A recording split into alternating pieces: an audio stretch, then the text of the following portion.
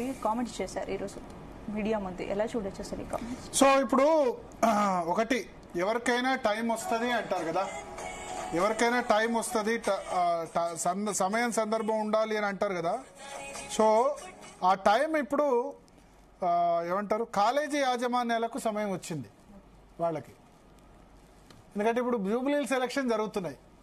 ఈ సమయంలో వాళ్ళు సమ్మె, స్ట్రైకు, వాళ్ళు చాలా పెద్ద కార్యాచరణ తీసుకున్నారు. మిలియన్ మార్చు 3వ తారీఖు నుంచి రాష్ట్రంలో ఎక్కడ కాలేజీలు నడవట్ల. సో ఇనుము వేడున్నప్పుడే కరిగించాలి అని అంటారు. సో ఇప్పుడు జూబ్లీహిల్స్ ఎలక్షన్ ఉన్న సమయంలో ఇంతకుముందు ఎంత మాట్లాడినా, ఎన్ని రోజులు కాలేజీ నడవకపోయినా గవర్నమెంట్కి వచ్చే నష్టమేం లేదు కదా. సో ఇప్పుడు జూబ్లీహిల్స్ ఎలక్షన్ లో ఇష్యూ హైలైట్ అయితే, గవర్నమెంట్ అప్పుల పాలైంది, కాలేజీలు నడవట్లేదు అన్నదైతే కొన్ని ఓట్లు లాస్ అయిన నష్టం కదా. సో ఈ సమయంలో కాలేజీ యాజమాన్యాలు తెలివిగా నవంబర్ 3 నుంచి మొదలు, దసరా తర్వాత బంద్ అన్నారు, తర్వాత దాన్ని వాయిదా వేసి నవంబర్ 3 నుంచి అని చెప్పారు. ఎందుకు? నవంబర్ 14న 11th పోలింగ్ ఉంది. ఈ నవంబర్ 11th పోలింగ్ రోజే మేము మిలియన్ మార్చ్ పెడతామని చెప్పారు. అంటే విద్యార్థులందరినీ హైదరాబాద్ తీసుకొచ్చి ట్యాంక్ బండ్ దగ్గర పెద్ద ఎత్తున మిలియన్ మార్చ్ లాంటి ప్రోగ్రామ్ కండక్ట్ చేస్తామని చెప్పారు. సో దీన్ని బట్టి చూస్తే మనకేమర్థం అవుతుంది అంటే, క్లియర్గా కాలేజీ యాజమాన్యాలు తమ డబ్బులు రావడానికి దీన్ని ఒక సాధనంగా వినియోగించుకున్నాయి ఈ ఇష్యూని. సో ఇప్పుడు 10,000 కోట్ల రూపాయలు రావాలి. నిజానికి గవర్నమెంట్ ఇంతకుముందు స్ట్రైక్ చేసినప్పుడే 1,500 కోట్లు రిలీజ్ చేస్తామని చెప్పారు. కానీ 600 కోట్లు మాత్రమే రిలీజ్ చేశారు. ఎందుకంటే డబ్బులు లేవు. వాస్తవానికి ఏంటంటే పైసలు లేవు. అసెంబ్లీ సాక్షి బకాయిలు ఇస్తామని సీఎం హామీ ఇచ్చారని విపక్షాలు. సరే, బకాయిలు ఇస్తామంటారు, ఇవ్వ అంటారు. బట్ ఒకటే, ఇక్కడ డబ్బులు లేవు. ఒకదానికి ఇస్తే ఇంకోటి కట్ చేయాలి. వీళ్ళకి ఇస్తే రిటైర్డ్ ఎంప్లాయీస్, టీచర్లకి, రిటైర్డ్ ఎంప్లాయీస్ కి ప్రతి నెల 700 కోట్లు ఇస్తా అన్నారు. అది ఇవ్వరాదు. ఇది ఇస్తే డిఏ ఇవ్వరాదు. ఇప్పుడు నవంబర్ 14తో డిఏ, ఇంకో డిఏ అనౌన్స్ చేయాలి. ఇప్పుడు నవంబర్ 14న ఫస్ట్ ఎలక్షన్ కాగానే, జూబ్లీహిల్స్ ఎలక్షన్ కాగానే ఉద్యోగులు, ఉపాధ్యాయులు, రిటైర్డ్ టీచర్లు అందరూ కూడా మా డిఏ సంగతి ఏంది 6 నెలల తర్వాత ఇస్తామన్నారు అని అంటారు. వెంట పడతారు కదా. 6 months వాళ్ళు కమిట్ అయినట్టు అయింది. ఇప్పుడు ఆ ప్రాబ్లం వస్తుంది. సో ఇప్పుడు ఒకటి, కాలేజీ యాజమాన్యాలతో బట్టి విక్రమార్క, కోమటిరెడ్డి వెంకటరెడ్డి ఇద్దరు చర్చలు జరిపారు. మరి కాసేపట్లో ప్రెస్ కాన్ఫరెన్స్ నిర్వహించబోతున్నట్టుగా చెప్తున్నారు. రేపటి నుంచి కాలేజీలు ఓపెన్ అని చెప్తున్నారు. ఇది విద్యార్థులు, తల్లిదండ్రులకు ఊరటనిచ్చే విషయం, గవర్నమెంట్ కూడా ఊరటనిచ్చే విషయం. ఎందుకంటే ఎలక్షన్ జరుగుతుండగా స్ట్రైక్ నడుస్తుంది అనుకోండి, ప్రభుత్వం ఇబ్బంది పడుతుంది. ఈ జూబ్లీహిల్స్ పరిధిలో కాలేజీలకి, తర్వాత ఇంటర్, డిగ్రీ, ఇంజనీరింగ్ చదివే వాళ్ళు ఉంటారు కదా, ఆ స్టూడెంట్స్ తల్లిదండ్రులు అందరూ ఎఫెక్ట్ కారా? ఇంజనీరింగ్ చదివే వాళ్ళకి కొద్దిమందికి ఓటు హక్కు కూడా ఉంటుంది. ఎందుకంటే 18 సంవత్సరాలు దాటేవాళ్ళు కాబట్టి. మా ఫీజు రియంబర్స్మెంట్ రాలేదంటే వాళ్ళు ఇబ్బంది పడతారు కదా, వాళ్ళ తల్లిదండ్రులు నెగటివ్గా ఓటేసే అవకాశం ఉంది కదా. సో అందుకని ప్రభుత్వం కూడా కన్విన్స్ అయ్యి ఇప్పుడు 600 కోట్లు ఇమ్మీడియట్ గా రిలీజ్ చేస్తామన్నారు. 600 కోట్లు ఆల్రెడీ రిలీజ్ చేశారు. 600 కోట్లు ఇమ్మీడియట్ గా రిలీజ్ చేస్తాం 1-2 days లో అని చెప్పారు. మిగతా 300 కోట్లు తర్వాత రిలీజ్ చేస్తామని చెప్పారు. 1,500 కోట్లు రిలీజ్ చేస్తామని ఇదివరకే చెప్పారు. మొత్తం 10,000 కోట్లు బకాయిలు. 10,000 కోట్లలో 600 కోట్లు ఆల్రెడీ రిలీజ్ చేశారు. ఇంకో 600 కోట్లు 2-3 days లో చేస్తాం. ఇంకో 300 కోట్లు త్వరలో చేస్తామని చెప్పారు. అయినా సరే ఇంకా 8,500 కోట్లు ఉంటాయి. అయితే దీనిలో 2 రకాలు. ఇంజనీరింగ్ కాలేజ్ కి సంబంధించిన బకాయిలు, నాన్ ఇంజనీరింగ్ కాలేజ్ సంబంధించిన డిగ్రీ కోర్సులకి చాలా తక్కువ ఉంటుంది. 7,000, 8,000. ఇంజనీరింగ్ అయితే కొంత ఎక్కువ. సో దానిలో ఎక్కువ మంది స్టూడెంట్స్, డిగ్రీ వాళ్ళు కూడా వాళ్ళ సర్టిఫికెట్స్ రాకుండా ఇబ్బంది పడుతున్నారు. కాబట్టి మోస్ట్లీ నాకు తెలిసి ఏంటంటే డిగ్రీ కాలేజెస్, మిగతా కాలేజెస్ లో చదువుతున్న వాళ్ళ తక్కువ ఫీజు కోర్సులు ఎక్కువ మంది విద్యార్థులకు లాభం జరిగేలా చర్యలు తీసుకోవచ్చని నేను అనుకుంటున్నా. ఇవాళ రేవంత్ రెడ్డి ఏం మాట్లాడారు? రేవంత్ రెడ్డే కాదు, ఇంతకుముందు ఉన్న కేసీఆర్ కూడా ఏం మాట్లాడారు? కాలేజెస్ విషయంలో FRS అంటే ఫేషియల్ రికగ్నిషన్ అటెండెన్స్ సిస్టమ్ అన్నది పెట్టితే ఇబ్బంది ఏంటి? FRS అన్న సిస్టమ్ పెడితే ఇబ్బంది ఏంటి కాలేజీ యాజమాన్యాలకు అని చెప్పారు. కానీ నేనేమంటా అంటే ఈ FRS సిస్టమ్ అన్నది ఈ ప్రభుత్వాలకి మిమ్మల్ని ఫీజు రియంబర్స్మెంట్ బకాయిలు అడుగుతూనే ఎందుకు గుర్తుకొస్తున్నాయి అంటే, బకాయిలు ఫీజు రియంబర్స్మెంట్ అడగకపోతే FRS ఇంప్లిమెంట్ చేయరా? ప్రభుత్వానికి సంబంధించిన ప్రతి సొమ్ము కూడా జాగ్రత్తగా ఖర్చు పెట్టాలి కదా.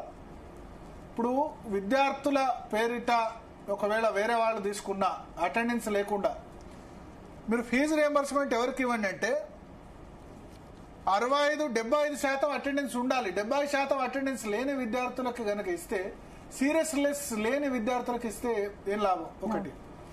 రెండోది, ఈ కాలేజీ యాజమాన్యాలు వేరే డిమాండ్స్ అడుగుతున్నాయి అంటున్నారు.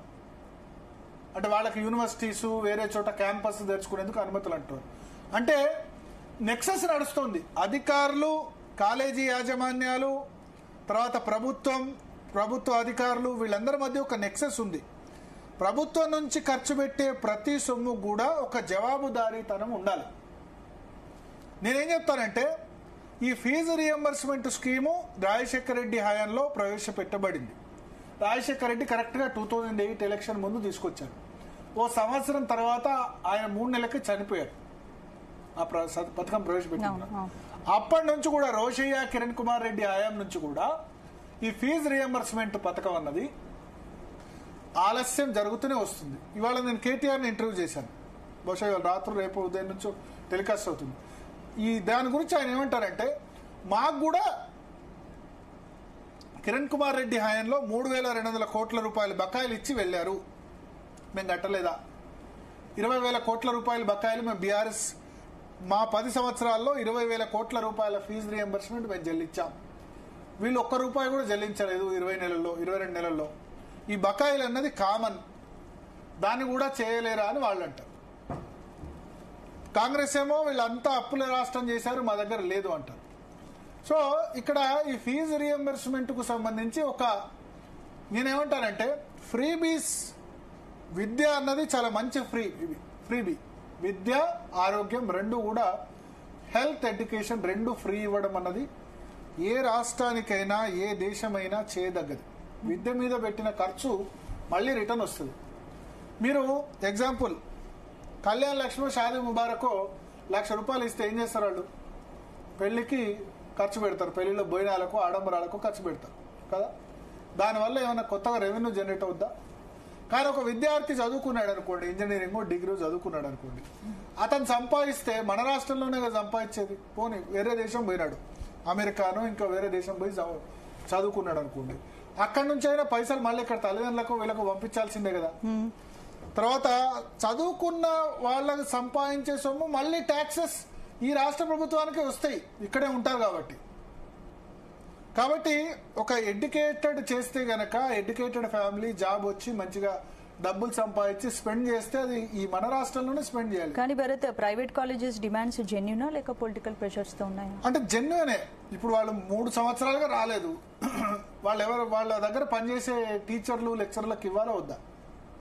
ఇవ్వాలి కదా, జెన్యూనే కాదన్నా. కానీ కొన్ని కాలేజీలు కేవలం ఫీజు రియంబర్స్మెంట్ కోసం అన్నట్టుగా వ్యవహరిస్తున్నాయి. వాళ్ళకి వేరే లేదు, ఇంకా ఫీజు రియంబర్స్మెంట్ కోసమే కాలేజీలు ఏర్పాటు చేశారు. అటువంటి కాలేజీని అరికట్టాలి. రెండవది, మీకు ఎక్కువ ఖర్చు అవుతుంది, ఇంజనీరింగ్లో ఎక్కువ ఖర్చు అవుతుంది. రాష్ట్రంలో ప్రతి సంవత్సరం 1,00,000 మంది ఇంజనీర్లు తయారవుతున్నారు. 1,00,000 మంది. ఈ 1,00,000 మందిలో 90,000 మంది ఐటీ, కంప్యూటర్ సైన్స్ ఇంజనీర్లు తయారవుతున్నారు.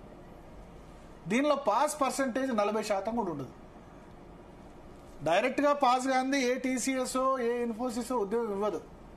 అంటే మీకు 1,00,000 మంది ఇంజనీర్లు, 1,00,000 మంది కంప్యూటర్ సైన్స్ ఇంజనీర్లు ఒకటే సంవత్సరం అవసరమా? అంతమందికి జాబ్ ఇవ్వలేం కదా. Civil engineering, mechanical engineering, food technology, automobile, దీనిలో ఎవరు చదవట్లే.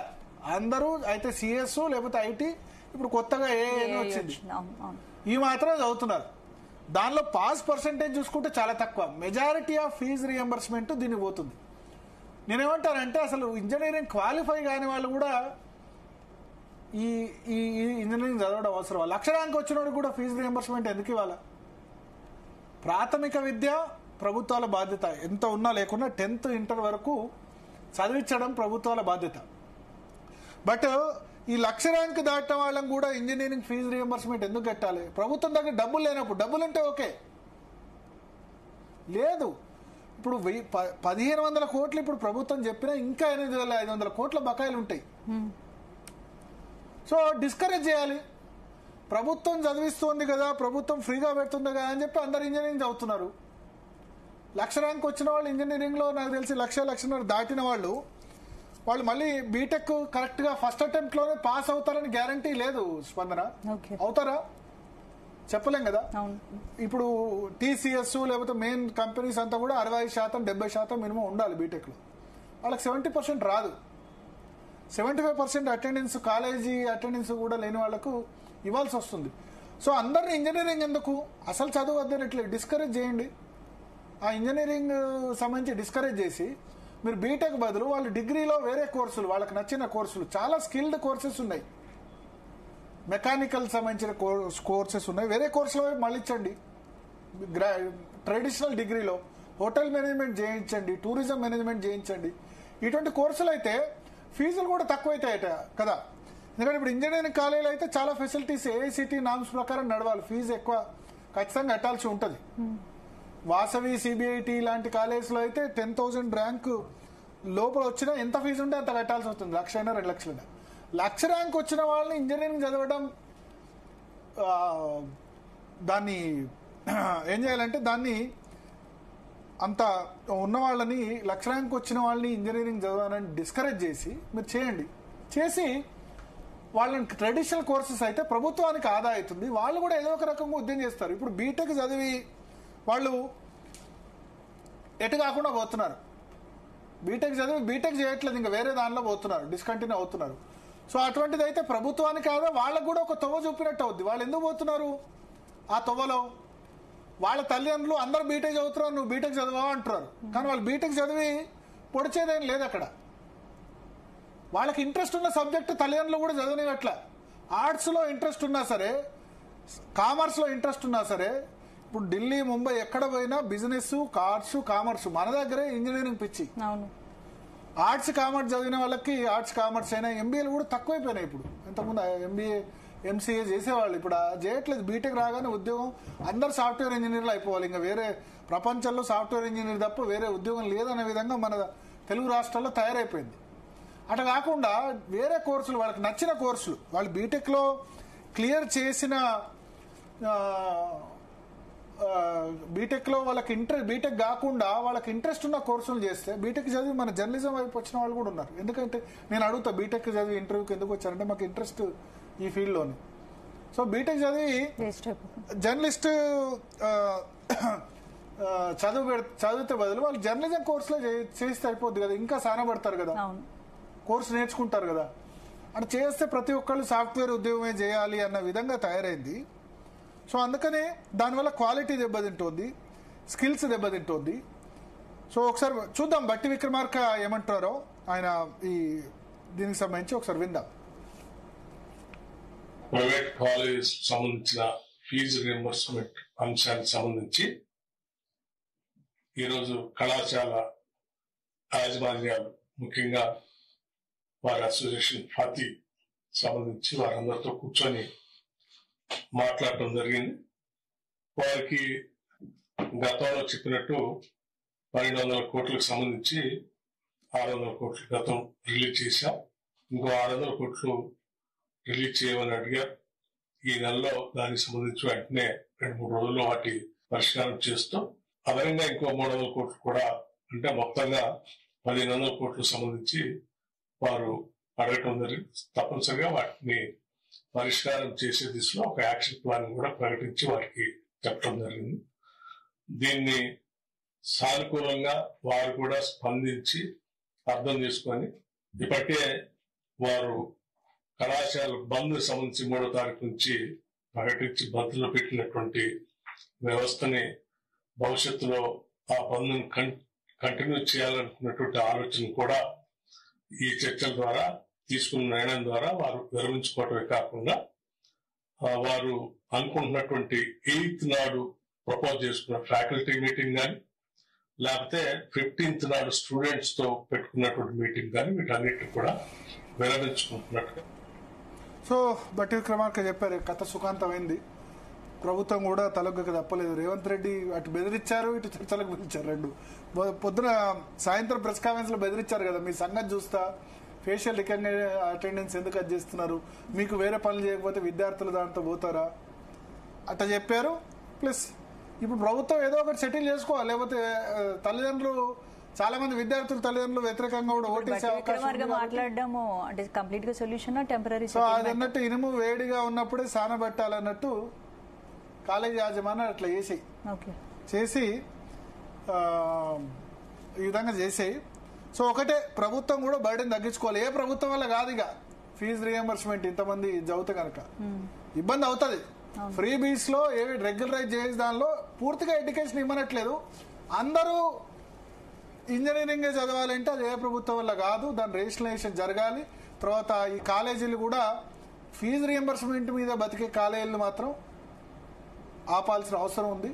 అదే సమయంలో మన కార్పొరేట్ కాలేజీలు శ్రీ చైతన్య నారాయణకి తల్లిదండ్రులు 100 కోట్ల రూపాయలు చేస్తున్నారు. ఈ చిన్న కాలేజీల వల్ల ఎంప్లాయ్మెంట్ కూడా ఉంది, బట్ పూర్తిగా దీని మీదే బతుకుతా అంటే కష్టం. ఎందుకంటే మన కాలేజీలకు రాకుండా మీరు వచ్చినా రాకుండా మాకు ఫీజు ఇచ్చేయండి గవర్నమెంట్ దగ్గర, మీ విద్యార్థికి వచ్చే ఫీజు స్కాలర్షిప్ మెస్ ఛార్జీలు కూడా తీసుకుంటాయి కొద్దిమంది.